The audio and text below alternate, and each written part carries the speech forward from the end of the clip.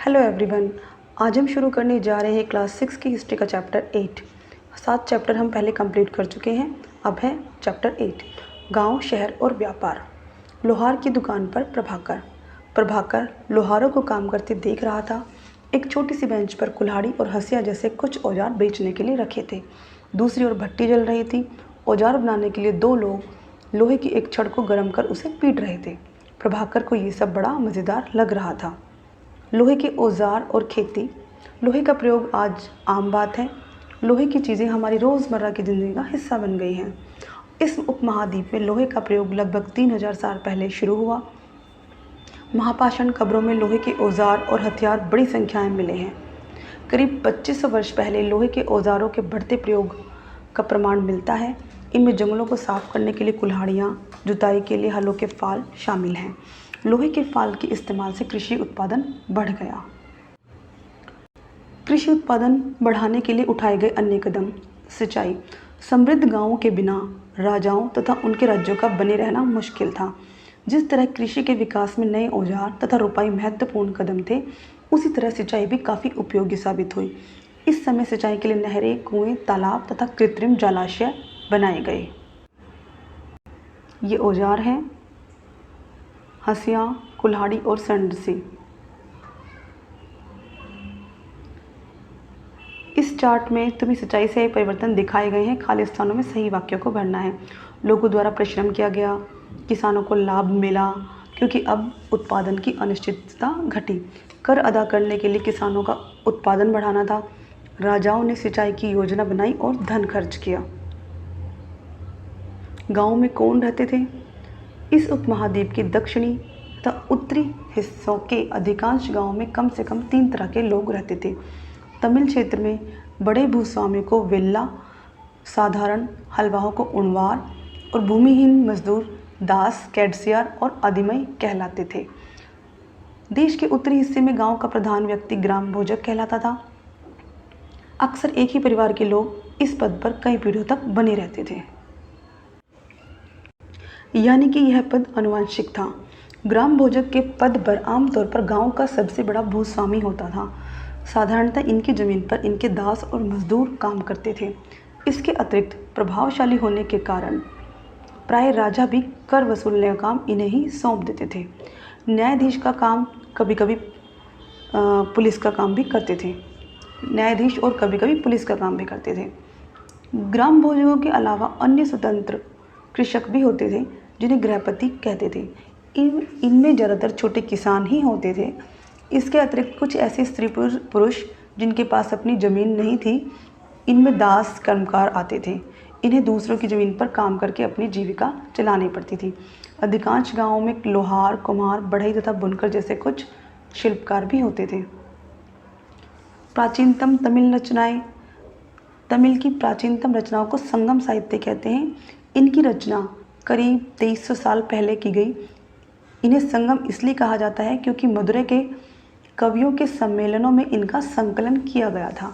गांव में रहने वालों के जिन तमिल नामों का उल्लेख यहाँ मिलता है वे संगम साहित्य में पाए जाते हैं। आहत सिक्के। आहत सिक्के सामान्यतः आयताकार और कभी कभी वर्गाकार या गोल होते थे। ये या तो धातु की चादर को काटकर या धातु के चपटे गोलिकाओं से बनाए जाते थे। इन सिक्कों पर कुछ लिखा हुआ नहीं था, बल्कि इन पर कुछ चिन्ह ठप्पे से बनाए जाते थे, इसलिए ये आहत सिक्के कहलाए। ये सिक्के उपमहाद्वीप के अधिकांश हिस्सों में पाए जाते हैं और ईसा की आरंभिक सदियों तक ये प्रचलन में रहे। ये आहत सिक्के हैं, ये वाले, ये दोनों आहत सिक्के हैं जो ठप्पे द्वारा बनाए गए हैं।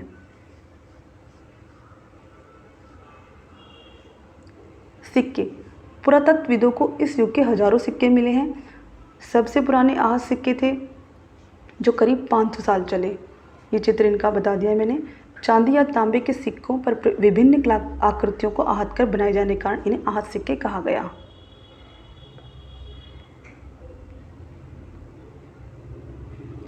विनिमय के अन्य साधन।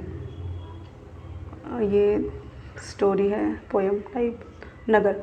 अनेक गतिविधियों के केंद्र। अक्सर नगर कई कारणों से महत्वपूर्ण हो जाते थे। उदाहरण के लिए मथुरा। को देखो पृष्ठ 89 पर। मानचित्र 7 है और पृष्ठ 89 है, आगे देखेंगे हम इसको। यह 2500 साल से भी ज़्यादा समय से एक महत्वपूर्ण नगर रहा है, क्योंकि यह यातायात और व्यापार के दो मुख्य रास्तों पर स्थित था। इनमें से एक रास्ता उत्तर पश्चिम से पूरब की ओर, दूसरा उत्तर से दक्षिण की ओर जाने वाला था। शहर के चारों ओर किलेबंदी थी। इसमें अनेक मंदिर थे। आसपास से किसान और पशुपालक शहर में रहने वालों के लिए भोजन जुटाते और मथुरा बेहतरीन मूर्तियां बनाने का केंद्र था। लगभग 2000 साल पहले मथुरा कुषाणों की दूसरी राजधानी बनी। मथुरा एक धार्मिक केंद्र भी रहा है। यहाँ बौद्ध विहार और जैन मंदिर भी हैं। यह कृष्ण भक्ति का एक महत्वपूर्ण केंद्र था। मथुरा में प्रस्तर खंडों तथा मूर्तियों पर अनेक अभिलेख मिले हैं। आमतौर पर ये संक्षिप्त अभिलेख हैं जो स्त्रियों तथा पुरुषों द्वारा मठों या मंदिरों को दिए जाने वाले दान का उल्लेख करते हैं। प्राय शहर के राजा रानी, अधिकारी, व्यापारी तथा शिल्पकार इस प्रकार के दान करते थे। उदाहरण के लिए मथुरा के अभिलेख में सुनारों, लोहारों, बुनकरों, टोकरी बुनने वालों, माला बनाने वालों और इत्र बनाने वालों के उल्लेख मिलते हैं। शिल्प तथा शिल्पकार। पुरास्थलों से शिल्पों के नमूने मिले हैं। इनमें मिट्टी के बहुत ही पतले और सुंदर बर्तन मिले हैं, जिन्हें उत्तरी काले चमकीले पात्र कहा जाता है, क्योंकि ये ज़्यादातर उपमहाद्वीप के उत्तरी भाग में मिले हैं। कपड़ों का उत्पादन बहुत ही महत्वपूर्ण केंद्र था। उत्तर में वाराणसी और दक्षिण में मदुरै इसके प्रसिद्ध केंद्र थे। यहाँ स्त्री और पुरुष दोनों काम करते थे। अनेक शिल्पकार तथा व्यापारी अपने अपने संघ बनाने लगे थे, जिन्हें श्रेणी कहते थे। शिल्पकारों की श्रेणियों का काम प्रशिक्षण देना, कच्चा माल उपलब्ध कराना, तैयार माल का वितरण करना था, जबकि व्यापारियों की श्रेणियां व्यापार का संचालन करती। श्रेणियां बैंकों के रूप में काम करती, जहां लोग पैसे जमा रखते। धन का निवेश का लाभ लेने के लिए किया जाता। उससे मिले लाभ का कुछ हिस्सा जमा करने वालों को लौटा दिया जाता या फिर मठ आदि धार्मिक संस्थानों को दिया जाता था। उत्तरी काले चमकीले पात्र। ये एक कठोर चाक निर्मित धातु की तरह दिखने वाले तथा चमकदार काली सतह वाले पात्र हैं। इसे बनाने के लिए कुम्हार मिट्टी के बर्तनों को भट्टों पर उच्च तापमान पर रखते थे, जिसके परिणाम स्वरूप इन बर्तनों की बाहरी सतह काली हो जाती थी। इन पर एक पतली काली लेप भी लगाई जाती थी, जो इस बर्तन को शीशे जैसी चमक प्रदान करता था।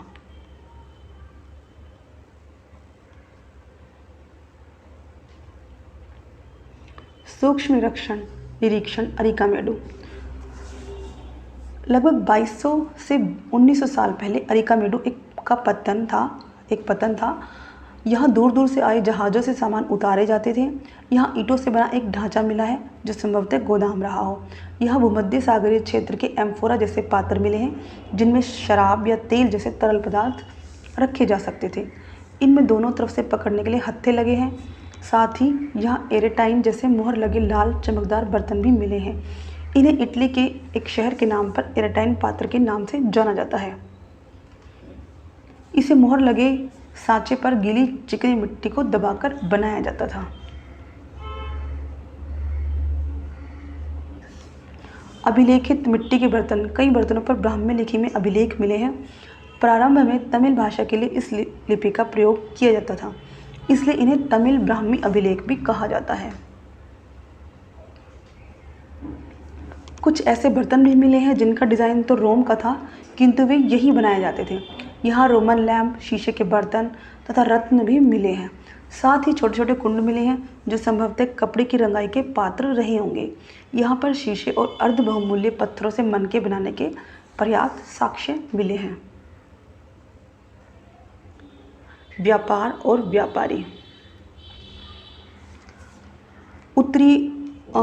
उत्तरी काले पॉलिश वाले बर्तनों के बारे में हमने पढ़ा है। ये खूबसूरत बर्तन खास तौर से इनकी कटोरियाँ, थालियाँ इस उपमहाद्वीप के अनेक पुरास्थलों से मिले हैं। अब सवाल उठता है कि इन जगहों पर ये बर्तन कैसे पहुँचे होंगे।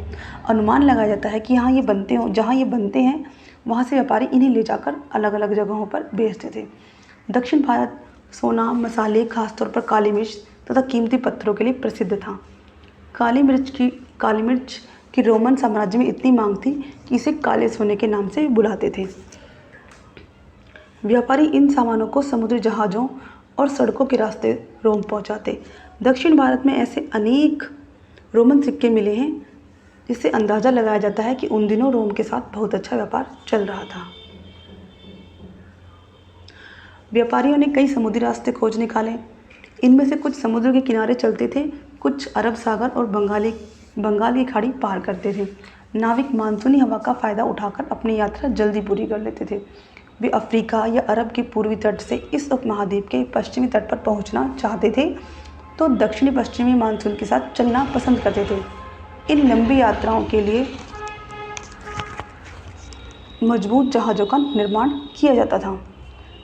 समुद्र तटों से लगे राज्य।